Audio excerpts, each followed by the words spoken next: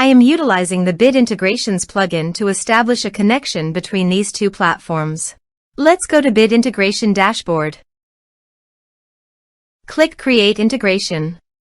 Search and select Tutor LMS for the trigger. Select a task. And select a course as you want. Then click Next. Now here search and select Elastic Email. Here, give them a meaningful integration name as you want. To get API key, go to the Elastic Email dashboard. Now click on Setting and navigate to API. Create additional API key. Give the meaningful key name as you want. You need to grant full access permission to make the API successful. Then click Create. Now copy the API key.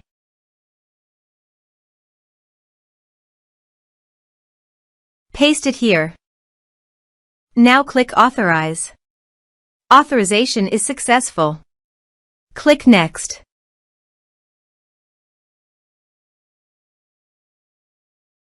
Now select the lists.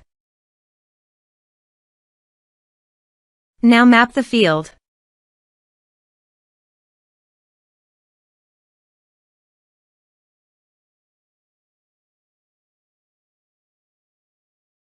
Here is the conditional logic. You can use it if you want. If the condition matches, then the data you will send to Elastic Email. Click Next. Now save the integration. Let's submit a form.